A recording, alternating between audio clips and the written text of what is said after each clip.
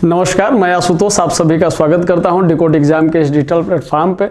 इससे पहले हम लोग बात किए थे कि भारत की भूआकृतिक संरचना कैसी है, इसका प्राकृतिक विभाजन हम लोगों ने देखा, नदियों के अपवाह तंत्र को हम लोग देखे, जलवायु के विषय में हम लोग काफ़ी विस्तार से पढ़े। अब हम लोग जो चर्चा करेंगे तो वो हमारा आज का जो टॉपिक होगा वो प्राकृतिक वनस्पतियों से होगा, क्योंकि इसके बिना मुझे लगता है कि हम लोगों को आगे बढ़ना बेईमानी होगी। तो प्राकृतिक वनस्पतियां आज का हमारा टॉपिक है। हम लोग टॉपिक शुरू करेंगे, इससे पहले हम लोगों को एक दो चीज़ जो मूलभूत चीज़ें हैं वो जाननी चाहिए कि प्राकृतिक वनस्पति क्या है। सबसे पहले तो हमको इसका परिचय जानना होगा। जब हम लोग परिचय जानेंगे तो हम लोगों को ये भी जानने की आवश्यकता है कि ये प्रभावित कैसे होते हैं, इनको प्रभावित करने वाले तत्व कौन कौन से हैं, और यदि ये किसी चीज़ से प्रभावित होते हैं, जिन तत्वों से प्रभावित होते हैं, तो निश्चित रूप से मार्सडेन ने यदि कहा कि भारत में सभी प्रकार की जलवायु पाई जाती है, तो निश्चित रूप से जलवायु यदि फैक्टर है तो इसका कई वर्गीकरण किया गया होगा, कई तरीके की वनस्पतियाँ पाई जाएंगी। तो वनस्पतियों के वर्गीकरण को हम देखेंगे और वर्गीकरण के विस्तार को हम लोग देखेंगे कि कहाँ कौन सी वनस्पति पाई जाती है। और इसके बाद जब हम लोग थोड़ा सा डिटेल में पढ़ेंगे तो कुल मिलाकर के एक छोटा सा कंक्लूजन हम लोग निकालेंगे ISFR 2019 की रिपोर्ट के आधार पर। तो हम लोग शुरू करते हैं आज का टॉपिक, प्राकृतिक वनस्पति। सबसे पहले कि प्राकृतिक वनस्पति में आगे बढ़ें, एक छोटा सा परिचय इसका हम लोग ले लें कि आखिर प्राकृतिक वनस्पति हम लोग कहते किसको हैं। तो हमें यह जानना चाहिए प्राकृतिक वनस्पति के संदर्भ में कि प्राकृतिक वनस्पति ऐसी वनस्पतियों को, चूंकि वनस्पतियों को तो हम लोग समझ रहे हैं, तो प्राकृतिक वनस्पति ऐसी वनस्पति होती है जो कि जिसमें मानव की कोई भूमिका नहीं होती, बिना मनुष्य के किसी भूमिका के प्रत्यक्ष या परोक्ष रूप से कोई भूमिका नहीं होती, और जो अपने से उगते हैं और पर्यावरण के अनुसार वो अपने आप को एडजस्ट कर लेते हैं, ढाल लेते हैं, उन्हें हम प्राकृतिक वनस्पति कहेंगे। अब चूंकि ये हमारा एक परिचय हो गया, तो अब हमें ये जानना होगा कि ये प्रभावित कैसे होते हैं। चूंकि कहीं ना कहीं इन तत्वों को हम जब तक जानेंगे नहीं, इसके वर्गीकरण पर हम नहीं पहुंच पाएंगे। तो यदि हम देखते हैं कि ये प्रभावित कैसे होते हैं, तो वर्षा, तापमान और आर्द्रता। कहने का सीधा सीधा मतलब यह है कि वर्षा, तापमान और आर्द्रता का जो सीधा अर्थ है वो किससे संबंधित हो जाता है, हमारा जलवायु से। तो यहाँ मार्सडेन की बात हम लोगों को सुन करके चलनी चाहिए, उसको समझ आगे हम लोग समझेंगे, लेकिन अभी सुन करके हम लोगों को चलनी चाहिए। और इसके बाद मिट्टी, चूंकि मिट्टी के विषय में अभी हम लोग पढ़े नहीं हैं, मृदा, यहां मिट्टी का अर्थ है मृदा, ठीक है। तो मृदा के बाद समुद्र तल से ऊंचाई तथा भूगर्भिक संरचना। यहां हम लोग भूगर्भिक संरचना का तात्पर्य जो है, तो भूगर्भिक संरचना जब अगला क्लास हम लोग पढ़ेंगे पृथ्वी की भूगर्भिक संरचना, तो उसमें हम लोग इसको विस्तार से डिस्कस करेंगे। अभी हम लोग डिस्कस करते हैं ये जलवायु। तो जलवायु हम लोग समझ लिए हैं बढ़िया से। मृदा हम लोगों का छूता, और समुद्र तल से ऊंचाई का मतलब हम लोग समझ रहे हैं कि जैसे जैसे समुद्र के तल से ऊंचाई बढ़ती जाएगी, तापमान घटता जाएगा। और इसके प्रभावाधीन कौन कौन लोग आते हैं, जलवायु में हम लोग पढ़े थे। इसका प्रभाव किस पर पड़ता है, तो समस्त भौतिक और जैविक, ये जितने पदार्थ हैं भौतिक रूप से भी और जैविक रूप से, ये सभी प्रभावित होते हैं, ठीक है। तो अब इस आधार पर तो एक निगाह हम लोगों को ये देखना पड़ेगा, अभी लेटेस्ट हम लोग जलवायु पढ़ करके निकले हैं, तो ये एक निगाह ये देखना पड़ेगा कि आखिर मार्सडेन ने जो कहा वो कहाँ तक सत्य है। तो कोपेन की क्लाइमेटिक प्रणाली के आधार पर यदि हम देखें और मानसून के आगे बढ़ने की प्रकृति को यदि हम देखते हैं, तो हमें यह पता चलता है कि मानसून इस तरीके से आगे बढ़ता है।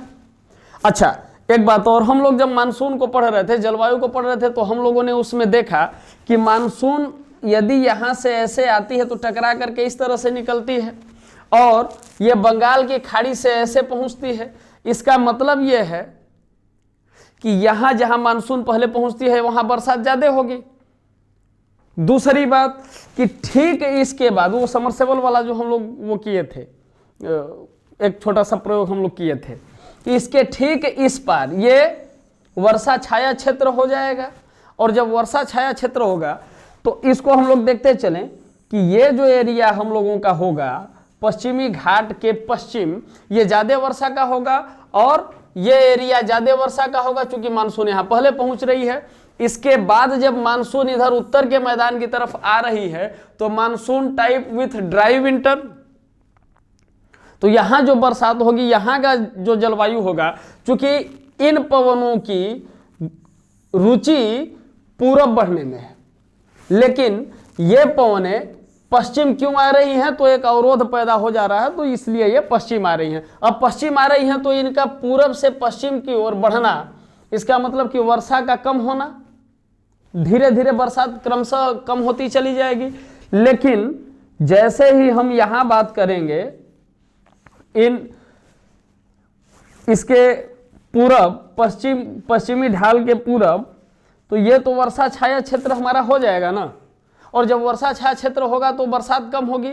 तो अब देखिए कि ये एरिया हमारा monsoon type with short dry season, ये एरिया हमारा स्टेपिक क्लाइमेट, और ये एरिया ट्रॉपिकल सवाना टाइप। ये ट्रॉपिकल सवाना टाइप क्यों आता है, जबकि ये छत्तीसगढ़ का मैदान जिसको हम लोग पढ़े थे, छत्तीसगढ़ का मैदानी इलाका जिसको हम लोग पढ़े थे कि यहाँ से जब ये जाता है तो ये ऐसे इस तरीके से जल विभाजक रेखा है और ये अछूता रह जाता है, और इधर से जो चक्रवात इंटर करते हैं, ये चक्रवात कहाँ पहुँच जाते हैं, ये डेल्टा प्रदेश में तो घुसते हैं, लेकिन ये पहुँच जाते हैं नदियों के उद्गम तक। तो ये जो बीच का इलाका हमारा सवाना टाइप का इलाका है, ये छूट जाता है। ठीक है, अब ये monsoon type with dry winter, ये एरिया हॉट डिजर्ट हमारा हो गया, और एक स्टेपी का एरिया ये फिर हमको मिलता है, और उसके बाद ये जो एरिया हिमालय का ये प्रदेश है, ये हमको मिलता है ध्रुवीय रूप में। इसका मतलब ये है कि हम लोगों को, देखिए एक प्रश्न भी था कि स्टेपी टाइप कहाँ पाए जाते हैं, तो जहाँ मरुस्थलीय क्षेत्र हमको दिखाई दे, हमको ये समझ लेना चाहिए कि स्टेपी टाइप का मतलब कि हमें मरुस्थलीय वनस्पतियों के बारे में समझना है। ठीक है, लेकिन ऐसा नहीं है कि उसमें केवल मरुस्थलीय वनस्पतियों के बारे में ही हम लोग लिख लें। तो ध्यान से ये समझ में आ गया कि भिन्न भिन्न प्रकार की जलवायु हमारे देश में है। हम लोग इसमें अभी तक जो समझे वो एक छोटा सा परिचय हम लोगों ने प्राकृतिक वनस्पतियों का देखा, और ये कैसे प्रभावित होती हैं उसको देखा, और वो प्रभावित करने वाले तत्वों को हम लोग किस में देखे, अपने मैप में देखे कि हमारे देश में कहाँ कहाँ किस तरीके की जलवायु है। अब जब ये चीज हम लोग देख लिए तो ये तो तय हो गया कि अब इसके आधार पर हम लोग वर्गीकरण कर सकते हैं, यही है ना। अब तो ये तय हो गया तो हम लोग वर्गीकरण करेंगे। तो वर्गीकरण में हम लोग देखेंगे, देखिए कि वनों का जो वर्गीकरण है इसमें यह कहा गया है कि 49,000 विभिन्न जातियों के पौधों का उल्लेख मिलता है हमारे देश में। लेकिन जब क्लास 9th के एनसीईआरटी उठा करके आप पढ़ेंगे तो उसमें 47,000 ही दिया हुआ है। खैर अलग अलग किताबों में अलग अलग चीजें रहती हैं, लेकिन यदि 49,000 आपके ऑप्शन में है तो 49,000 पे मारिए, कोई दिक्कत नहीं। टिक टिक टिक टिक लगाना है। और इनमें से जो 5,000 प्रजातियां हैं केवल भारत में ही मिलती हैं। ये 5,000 प्रजातियां केवल और केवल भारत में मिलेंगी। दूसरी चीज कि भारत में फूल वाले और बिना फूल वाले पौधे भी पाए जाते हैं। और जो जैव विविधता वाला क्षेत्र है तो 12 तरीके की जैव विविधताओं में भारत का भी एक नाम आता है।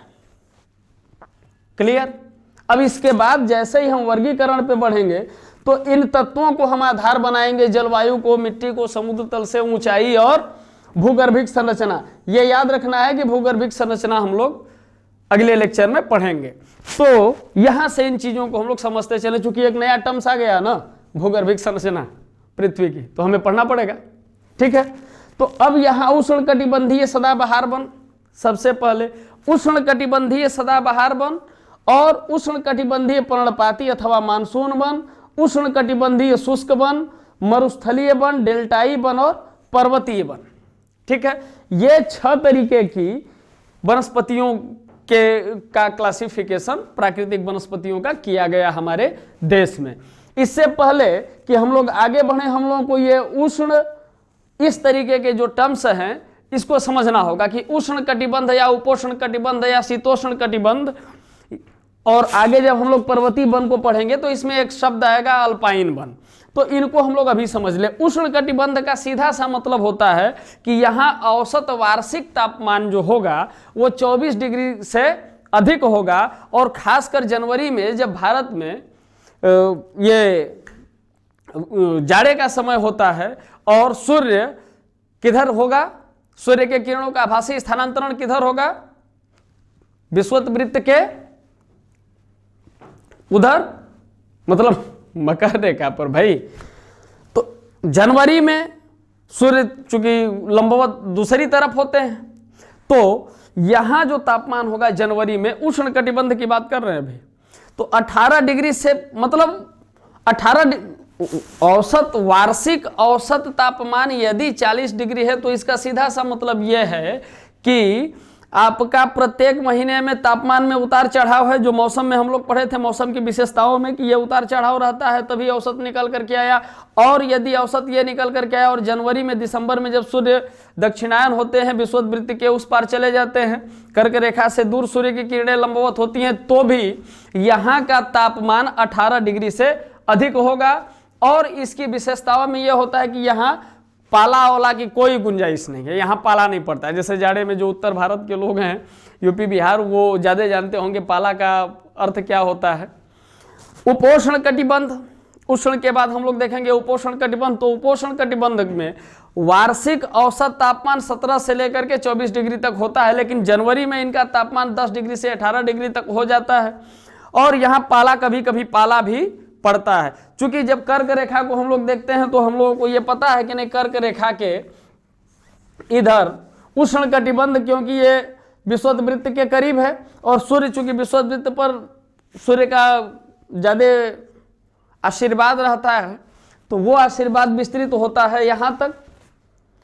और ये एरिया उपोष्ण कटिबंध, लेकिन भारत अपने विशिष्ट भू आकृति के कारण किसमें आ जाता है, उष्ण कटिबंधीय जलवायु में ही भारत की गिनती होती है। लेकिन यदि थोड़ा और सूक्ष्मता से गहन अध्ययन हम लोग करें तो कोपेन ने जो जलवायु बताई है हमें इसको स्वीकार करना पड़ेगा, ये हम नहीं बता रहे, ठीक ना। तो उपोष्ण कटिबंध हम लोग देखे, उष्ण कटिबंध हम लोग देखे। अब शीतोष्ण कटिबंध देख लें तो 7 डिग्री से 17 डिग्री इनका औसत वार्षिक तापमान होता है, और जनवरी में -1 डिग्री से -10 डिग्री तक इनका तापमान हो जाता है। और यहाँ कभी कभी पाला भी पड़ता है, कभी कभी बर्फ भी पड़ता है। अब जैसे ही हम लोग थोड़ा सा और ऊपर उठते हैं, थोड़ा सा और ऊपर का मतलब ये अल्पाइन क्षेत्र जहाँ पोलर टाइप का रीजन होता है, तो यहाँ वार्षिक औसत तापमान भी 7 डिग्री से कम होता है, और यहाँ पाला वाला की कोई गुंजाइश नहीं, क्योंकि यहाँ बर्फ ही रहता है। तो इस तरह से जब हम लोग देख लिए और वर्गीकरण हम लोग देख लिए, तो अब उष्ण कटिबंधीय सदाबहार वन को देखेंगे कि ये किस तरीके से हमें आगे बढ़ता है। तो अब सबसे पहले हम लोग ये देखेंगे कि उष्ण कटिबंधीय सदाबहार वन का फीचर्स क्या है। अब चूंकि हम लोग पहले ही देखे थे कि यह वर्षा, घने वर्षा का क्षेत्र है, यह घने वर्षा का क्षेत्र है ना जी, ये जो घने वर्षा का क्षेत्र है, तो इसका सीधा सा मतलब यह है कि यहाँ बरसात ज्यादा होगी तो यहाँ जो पौधे होंगे, यहाँ जो पेड़ होगा वो निश्चित रूप से उनकी हाइट ज्यादा होगी, जिसको भोजन पानी ज्यादा मिलेगा वो टाइट तो रहेगा ही। तो यहाँ जब ज्यादा बरसात हो रही है तो इनकी हाइट काफी ऊंची होगी। और चूंकि ये सदाबहार वन है, सदाबहार का मतलब ये है कि ये हमेशा वर्ष भर हरे भरे रहते हैं, उष्ण कटिबंधीय सदाबहार वन। और ये उच्च आर्द्रता तथा तापमान के कारण ये वन सदा हरे भरे होते हैं। यहाँ तापमान भी ऊंचा रहता है, और चूंकि बरसात ज्यादा होती है तो जो मौसम में आर्द्रता होती है, आर्द्रता के विषय में हम लोग समझे हैं जलवायु वाले अपने लेक्चर में, तो आर्द्रता जो होती है वो भी ज्यादा होती है। तो उसका परिणाम क्या होता है कि इनको भोजन बनाने में कोई दिक्कत नहीं होती, आसानी रहती है। सूर्य का प्रकाश भी एक इम्पोर्टेंट विषय है, लेकिन मौसम के ये जो तत्व हैं वो वनस्पतियों पर काफी अपना प्रभाव डालते हैं। ठीक है, तो तापमान और आर्द्रता के कारण ये वर्ष भर सदाहरित रहते हैं। और इनका विस्तार कहाँ है, तो विस्तार हम लोग देखेंगे कि इनका जो विस्तार है इन वनों का, तो ये ऐसी जगह पर ही विस्तृत है जहां वार्षिक वर्षा का औसत 200 से 250 सेंटीमीटर हो। और ये एरिया कौन कौन सा है नक्शे पर हम लोग देख लिए, तो अब थोड़ा सा इसको फैक्ट में भी देख लें। पश्चिम बंगाल, उड़ीसा, असम, केरल, अंडमान निकोबार द्वीप समूह, मेघालय और त्रिपुरा, मिजोरम और पश्चिम तटीय मैदानों में ये पाए जाते हैं। पश्चिम का जो तटीय मैदान है, ये क्लियर हो गया। अब इसमें वृक्ष कौन कौन से हैं, तो सिनकोना, रबड़, महोगनी, एबोनी, आबनूस, नारियल, बांस तथा आयरनवुड, ये उष्णकटिबंधीय सदाबहार वन के प्रमुख वृक्ष हैं। आगे हम लोग बढ़ेंगे, दूसरा देखेंगे उष्णकटिबंधीय पर्णपाती वन। पर्णपाती का सीधा सा मतलब हम लोगों को यह समझना होगा कि ये वर्ष में एक बार अपनी पत्तियों को गिरा देते हैं, ये पतझड़ वाले वृक्ष कहे जाते हैं।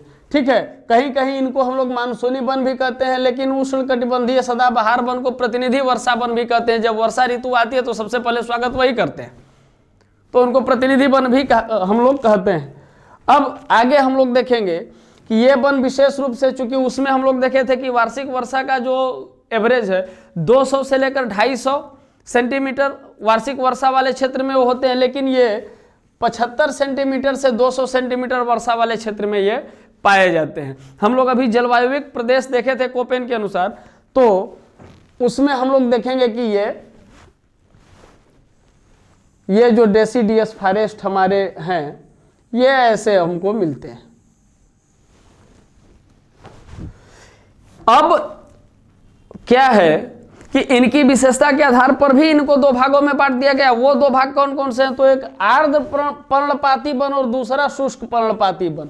इसमें क्या है, तो आर्द्र पर्णपाती वन का पश्चिमी घाट के पूर्वी ढालों तथा पूर्वी महाराष्ट्र,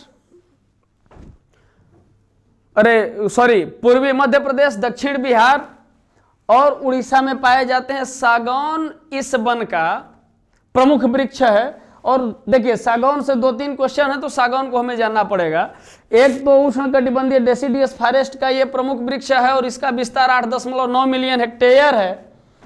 और चूंकि जितना सागौन हमारे देश में पाया जाता है उसका 50% सागौन मध्य प्रदेश में है, मध्य प्रदेश में इसका विस्तार।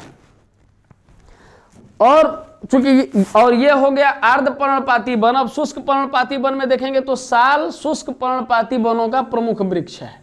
ठीक है, इसका भी विस्तार क्षेत्र, चूंकि ये पूरा का पूरा विस्तार है, ये पूरा का पूरा जब विस्तार है तो हम लोग इसके अनुसार यदि मैप आप रखे हैं तो मैप में एक खाली मैप आप लोग जरूर रखा करें, क्योंकि इस तरीके के जब नक्शे सामने आते हैं तो उसको जब आप पेंसिल चला करके अपने से भरेंगे, डायरेक्शन देख करके, तो आपको लंबे समय तक याद रहेगा। और कौन कौन सा हिस्सा, कौन कौन सा स्टेट आता है वो सुन करके याद करने से ज़्यादा बेहतर है कि जब नक्शे में आप भरेंगे तब वो याद हो जाएगा। अच्छा, जो विद्यार्थी हैं, विद्यार्थी और छात्र दो परिभाषा होती है, कभी फिर हम लोग विद्यार्थी और छात्र की परिभाषा पर विचार करेंगे, अभी हम लोग इस पर विचार करेंगे कि इनका विस्तार क्या है। पश्चिमी घाट का पूर्वी ढाल प्रायद्वीपीय भारत, प्रायद्वीपीय भारत का मतलब जो पेनिनसुलर प्लेटो की बात हो रही है, पेनिनसुलर प्लेटो का उत्तर पूर्वी भाग और भाबर और तराई क्षेत्र। भाबर और तराई क्षेत्र जब हम लोग प्राकृतिक विभाजन पढ़े थे तो उस समय आया था ना, भाबर और तराई क्षेत्र। तो भाबर और तराई क्षेत्र तक इसका विस्तार है। और इसमें प्रमुख वृक्ष कौन कौन से हैं, तो साल, शीशम, चंदन, आम और सागौन, ये इसके प्रमुख वृक्ष हैं। किसके, उष्णकटिबंधीय पर्णपाती वन के। अब इसमें यदि आम को देखें, ये भी अपने पत्ते को गिराता है। सागौन यदि आप देखे होंगे तो ये भी साल में एक बार इनके पत्ते गिर जाते हैं। शीशम, साल। ठीक है, अब आगे हम लोग बढ़ेंगे। उष्णकटिबंधीय शुष्क वन ये कहाँ पाए जाते हैं?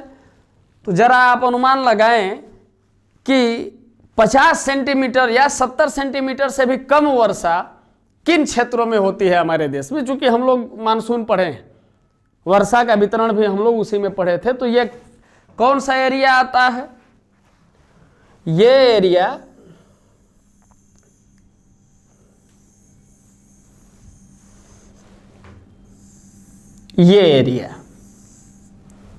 इसमें भी ये मरुस्थलीय में आ जाएगा और ये एरिया स्टेपी में आएगा।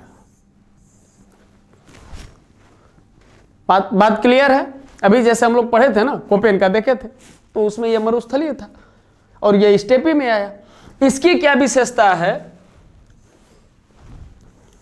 कि उत्तर प्रदेश, मध्य प्रदेश, गंगा मैदान, आंध्र प्रदेश, महाराष्ट्र, कर्नाटक, तमिलनाडु के अधिकांश भाग क्षेत्रों में ये पाए जाते हैं और शीशम, बबूल, कीकर, चंदन, आम, महुआ इनका मुख्य वृक्ष है। जैसे ही हम आगे बढ़ते हैं मरुस्थलीय वन में, तो ये 50 से 70 सेंटीमीटर से कम वर्षा क्षेत्र में होता है और विस्तार क्षेत्र क्या है? राजस्थान, दक्षिण पश्चिम पंजाब, दक्षिण पश्चिम हरियाणा, सौराष्ट्र, उत्तरी मध्य प्रदेश, मालवा का पठार तथा दक्षिण पश्चिम उत्तर प्रदेश के बुंदेलखंड पठार तक ये फैले हुए हैं।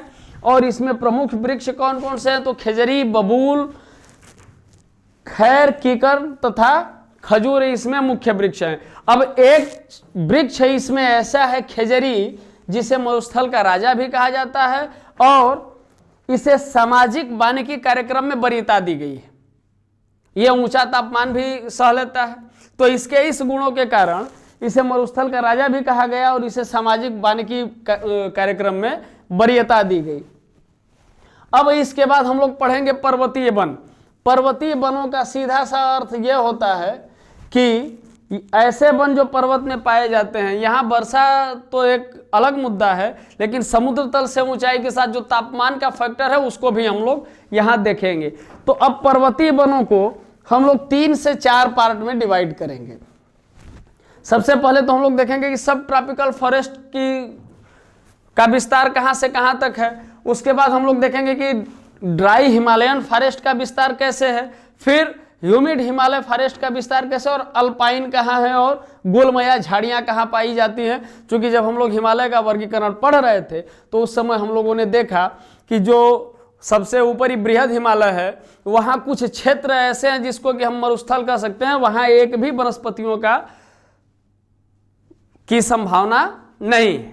ठीक है, तो अब इसको हम लोग देखते हैं। तो स्पष्ट रूप से हम देखेंगे अपने सिम्टम्स क्या क्या आते हैं स्पष्ट रूप से कि पर्वतीय प्रदेशों में वनस्पति के वितरण में ऊंचाई की महत्वपूर्ण भूमिका होती है। क्या भूमिका होती है? तो ऊंचाई बढ़ने के साथ तापमान घटता जाता है, अतः पर्वतीय प्रदेशों में उष्णकटिबंधीय वनस्पति से लेकर के ध्रुवीय वनस्पतियां मिलती हैं। अब यहाँ मार्सडेन अपने आप को सही सिद्ध कर रहे हैं। भाई जलवायु का तो जिसके पास गहन अध्ययन होगा वो जानेगा, लेकिन यदि किसी साधारण आदमी को ये समझना हो तो वो बबूल को देख करके और ये अल्पाइन वृक्षों को देख करके वो आराम से अनुमान लगा सकता है कि नहीं यहाँ इस तरीके की चीजें होंगी, यहाँ इस तरीके का जलवायु होगा। तो अब मार्सडेन की उस जलवायु की परिभाषा के आधार पर अब वनस्पतियों का सीधा सीधा वर्गीकरण हम लोग यहाँ देखेंगे। तो मार्सडेन के अनुसार जो सीधा सीधा वर्गीकरण है जलवायु का, अब उससे थोड़ा सा बाहर निकलेंगे और हम देखेंगे कि हिमालय के गिरिपद अंतः शिवालिक श्रेणियां उष्णकटिबंधीय आर्द्र पर्णपाती वनों से परिपूर्ण है। अभी जैसे हम लोग इसके ठीक पहले पढ़े थे, आर्द्र पर्णपाती वनों से परिपूर्ण है और साल इसका प्रमुख वृक्ष है। अब आर्द्र पर्वतीय वन जो है वो समुद्र तल से कितनी ऊंचाई पर? 1000 मीटर से 2000 मीटर तक की ऊंचाई पर पाए जाते हैं, मतलब शिवालिक श्रेणी। इसको कनेक्ट करते चलिए। शिवालिक श्रेणी सदाहरित चौड़ी पत्ती वाले बाज या ओक, चेस्टनट तथा सेब के वृक्ष यहां सामान्य रूप से मिलते हैं।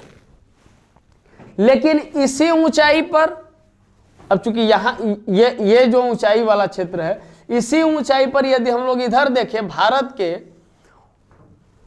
उत्तर पूर्व इलाके में, जहां भारी वर्षा होती है, उपोष्ण कटिबंधीय चीड़ के वृक्ष पाए जाते हैं। उपोष्ण कटिबंधीय शब्द को हम लोग समझे थे कि उपोष्ण कटिबंधीय जहां 17 से लेकर के 24 डिग्री तक वार्षिक औसत तापमान रहता है, औसत वार्षिक तापमान 17 डिग्री से लेकर के 24 डिग्री तक रहता हो, और जनवरी में भी वहां का तापमान 10 डिग्री से 18 डिग्री तक हो, और पाला कभी कभी पड़ता हो, वो उपोष्ण कटिबंध में आएगा।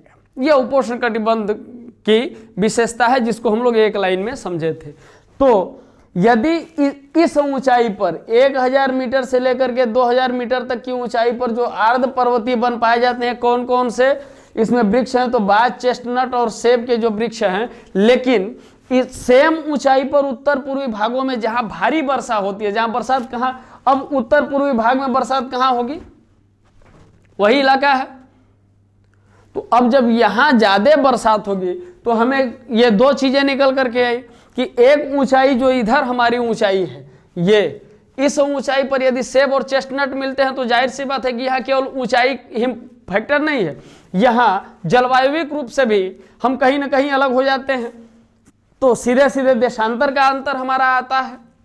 अब यहाँ जैसे ही हम देखते हैं तो यहाँ इसी ऊंचाई पर हमें चीड़ मिलता है। जैसे ही चीड़ का नाम आएगा तो चीड़ के वृक्ष कहाँ पाए जा रहे हैं, तो सीधे सीधे आप उत्तर पूर्व की तरफ देखेंगे, ठीक है। लेकिन यदि विकल्प में दिया है तो सीधे सीधे हमको उत्तर पूर्व की तरफ देखना है। अब इसके बाद चूंकि जब हम दक्षिण से उत्तर की तरफ बढ़ते हैं तो हिमालय की ऊंचाई क्या होती है, क्रमशः बढ़ती जाती है, लेकिन उत्तर से दक्षिण हम आते हैं, जो विभाजन में हम लोग पढ़े थे। अब समुद्र तल से 1600 से 3300 मीटर की ऊंचाई पर शीतोष्ण कटिबंध के प्रसिद्ध वन शंकुधारी वन मिलते हैं। जैसे ही आप लोग गूगल पर भी सर्च करेंगे तो शंकुधारी वन मिल जाते हैं, और बड़ा खूबसूरत दृश्य लगता है, बड़ा खूबसूरत नज़ारा लगता है। खैर, जो विद्यार्थी होंगे वो तो देखेंगे ही, लेकिन जो छात्र होंगे, देखिए छात्र और विद्यार्थी में एक बड़ा छोटा सा अंतर है। जो विद्यार्थी हैं वो खोजी है, जो छात्र हैं वो डिपेंडेंट हैं, वो तुरंत कहेंगे सर जी PDF में दे दीजिएगा, ठीक ना। तो जब तक अब वो छात्र कहलाएगा जो खुद से अपना काम कर ले, वो विद्यार्थी कहलाएगा। छात्र के लिए तो काम करने वाला कोई ना कोई होगा। तो खैर, ये विद्यार्थी और छात्र की परिभाषा होगी। और दूसरी चीज की जलवायु पर जो लोग अभी जो भी चीजें हम देख रहे हैं, वनस्पतियों को हम तभी समझ पाएंगे जब जलवायु को समझेंगे। जलवायु को जो लोग नहीं देखे हैं, डिकोड एग्जाम के प्लेटफॉर्म पे ही एक प्लेलिस्ट बनी हुई है इंडियन जियोग्राफी की, उसमें जलवायु को आप लोग देख सकते हैं, ठीक है।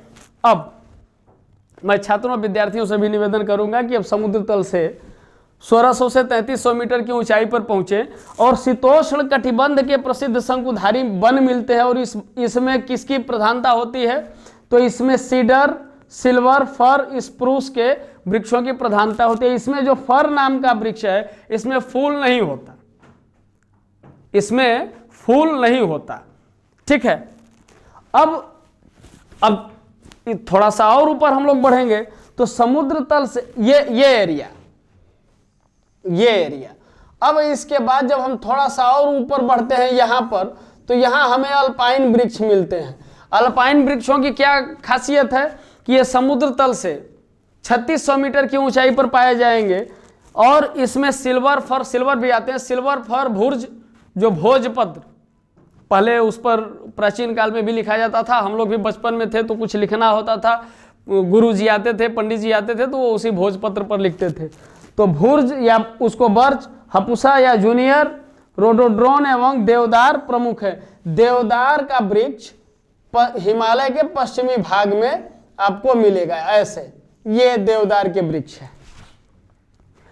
और अधिक ऊंचाई पर जब हम बढ़ते हैं, जैसे ही इससे ऊपर हम लोग बढ़ते हैं तो क्या होता है कि अब अल्पाइन वृक्षों का स्थान गुल्म या झाड़ियां ले लेती है, छोटी छोटी झाड़ियां, ठीक है, या घास के मैदान ले लेते हैं। अब चूंकि हम लोग प्राकृतिक वनस्पतियों को भी समझ लिए, उसके परिचय को हम लोगों ने देखा, प्रभावित करने वाले तत्वों को हम लोग देखे, और इसी के साथ साथ हम लोगों ने उनके वर्गीकरण को देखा, उनके विस्तार को देखा, उसमें प्रमुख वृक्ष कौन कौन से हैं। ये सारी चीजें जानने के बाद हम लोग अब अपनी चीज़ों को कंक्लूड करेंगे एक निष्कर्ष के साथ। निष्कर्ष क्या है कि जो 6 प्रकार की वनस्पतियां पाई जाती हैं हमारे देश में, उसमें 93% तो उष्णकटिबंधीय वन ही है तथा 7% शीतोष्ण वन है। अब आंकड़ों की बाजीगरी हम लोग देखेंगे आंकड़ों में, और उष्णकटिबंधीय वनों में भी 50% पर्णपाती वन, पतझड़ी वन, 50% पतझड़ी वन है। और चूंकि ISFR 2019 की जो रिपोर्ट है, Indian state of forest report 2019, इस रिपोर्ट के अनुसार हम देखेंगे कि हमारा कुल भौगोलिक क्षेत्र कितना वनाच्छादित है, कितना वृक्षावरण है। इसको हम लोग एक निगाह में अब देखेंगे कि देश में वनों एवं वृक्षों से आच्छादित कुल क्षेत्र, यहाँ सीधा सा मतलब वन क्षेत्र से नहीं है, यहाँ वनाच्छादन से है या वृक्षाच्छादन से। क्लियर? यहाँ राजस्व वाला कोई मामला नहीं है। तो 8,07,226 वर्ग किलोमीटर ये वृक्ष और वनों से आच्छादित कुल क्षेत्रफल है, और ये कुल भौगोलिक क्षेत्र का क्षेत्रफल कितना है? 24.56%। इसको आप लोग एकदम दुरुस्त कर लेंगे नए आंकड़े के अनुसार। 24.56% कुल भौगोलिक क्षेत्र का ये क्षेत्रफल है। क्या कैसा क्षेत्रफल है? तो वनों और वृक्षों से आच्छादित कुल क्षेत्रफल, संपूर्ण भारत के क्षेत्रफल का 24.56%। अब कुल भौगोलिक क्षेत्र का क्षेत्रफल वनाच्छादित क्षेत्र, अब इसमें केवल वनाच्छादित क्षेत्र कितना है? चूंकि 2 शब्द आए हैं, वनों एवं वृक्षों, दोनों को मिला करके यह है, तो इसमें वनाच्छादित क्षेत्र कौन से हैं? तो हम लोग देखेंगे कि वनाच्छादित क्षेत्र है 7,12,249 वर्ग किलोमीटर, जो कि कुल भौगोलिक क्षेत्र का 21.67% है। कुल भौगोलिक क्षेत्र का 21.67%। अब कुल भौगोलिक क्षेत्रफल का वृक्षावरण क्षेत्र, तो जो वृक्षावरण क्षेत्र है वो 95,027 वर्ग किलोमीटर, और ये कुल भौगोलिक क्षेत्र का 2.89% है। इसका मतलब कि हम लोगों को वृक्ष लगाने चाहिए। ठीक। वनावरण क्षेत्रफल में वृद्धि, हालांकि मनुष्य तो अंधाधुंध वन काटता है, जंगल काटता है, मिल गया तो कई उपयोग है, कई काम है, उपयोगिता पर तो हम लोग चर्चा ही नहीं किए। लेकिन वनावरण में वृद्धि हुई है, और ये वृद्धि कितनी हुई है? 3,976 वर्ग किलोमीटर। परसेंटेज में यदि हम लोग देखें तो 1% की भी बढ़ोतरी नहीं है, बल्कि बढ़ोतरी कितनी है? 0.56%, केवल इतनी ही बढ़ोतरी हुई है। ठीक। और वृक्षों से आच्छादित क्षेत्रफल में वृद्धि, कुछ लोग जागरूक हुए हैं, ये लोग वृक्ष लगाए हैं। और कितना वृक्ष लगाए हैं?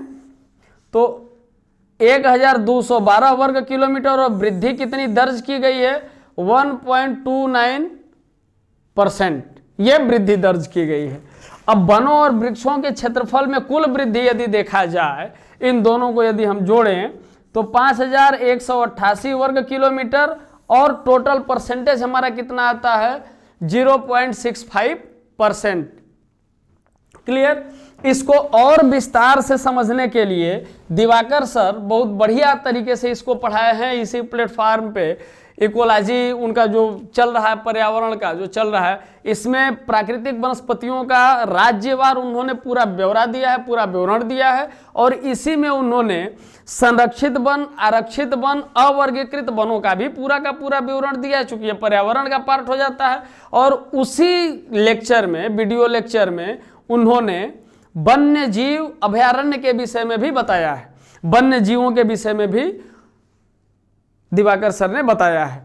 तो डिस्क्रिप्शन में आपको उसका लिंक मिल जाएगा। और आज का प्रयास कैसा लगा आप हमें कमेंट करके जरूर बताएं। इसके बाद हम लोग मिलेंगे अपने अगले टॉपिक में। हमारा अगला टॉपिक होगा पृथ्वी की भूगर्भिक संरचना। चूंकि एक शब्द आया था, हम लोग पहले डिस्कस किए थे, तो उस भूगर्भिक संरचना पर हम लोग मिलेंगे। तब तक के लिए नमस्कार।